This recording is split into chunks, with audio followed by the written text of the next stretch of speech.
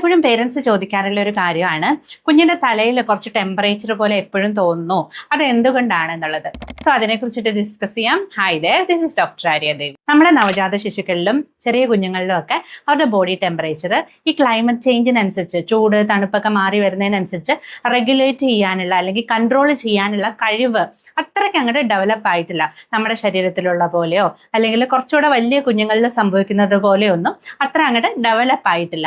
അതുകൊണ്ട് തന്നെ അവരുടെ തലയുടെ ടെമ്പറേച്ചർ കുറച്ചൊന്ന് കൂടി നിൽക്കാനായിട്ട് അതൊരു കാരണമായിട്ട് മാറാറുണ്ട്. നമ്മുടെ കുഞ്ഞുങ്ങളുടെ ബ്രെയിൻ ഡെവലപ്മെന്റ് ഒക്കെ വളരെയധികം നടക്കുന്ന ഒരു കാലഘട്ടം ആയതുകൊണ്ട് തന്നെ അവരുടെ ബ്രെയിനിലേക്കും തലയിലേക്കും ഒക്കെ ധാരാളം ബ്ലഡ് സപ്ലൈ പോകുന്നതിന്റെ ഭാഗമായിട്ടും ഇത്തരത്തിൽ കുറച്ച് കൂടുതൽ ടെമ്പറേച്ചർ നമുക്ക് ഫീൽ ചെയ്യാനായിട്ട് സാധിക്കുന്നതാണ്.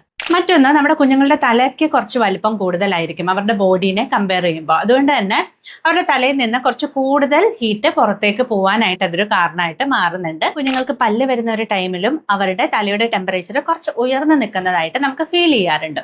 ഇനിയിപ്പോൾ നമ്മൾ എപ്പോഴാണ് ശ്രദ്ധിക്കേണ്ടതെന്ന് വെച്ച് കഴിഞ്ഞാൽ, ഇങ്ങനെ തലയുടെ ടെമ്പറേച്ചർ കുറച്ചൊന്ന് ഉയർന്നു നിൽക്കുന്നതിനോടൊപ്പം തന്നെ അവർ ഫീവറിന്റെ എന്തെങ്കിലും ലക്ഷണങ്ങൾ കാണിക്കുന്നു, അല്ലെങ്കിൽ അവർ ഒരുപാട് ടയേർഡ് ആയതായിട്ടോ ഒരുപാട് നിർബന്ധമുള്ളതായിട്ടോ നമുക്ക് ഫീൽ ചെയ്യുന്നു, അതും അല്ലെങ്കിൽ ഡീഹൈഡ്രേഷന്റെ മറ്റെന്തെങ്കിലും ലക്ഷണങ്ങൾ കാണിക്കുക, അതായത് ശ്വാസം എടുക്കുന്നതിന്റെ വേഗതയൊക്കെ കൂടുക, ഇത്തരത്തിൽ എന്തെങ്കിലും ലക്ഷണങ്ങൾ നമുക്ക് ഫീൽ ചെയ്യുകയാണെങ്കിൽ നമ്മൾ അവരെ ഉടൻ തന്നെ അവരുടെ ഡോക്ടറിന്റെ അടുത്ത് എത്തിക്കേണ്ടതാണ്.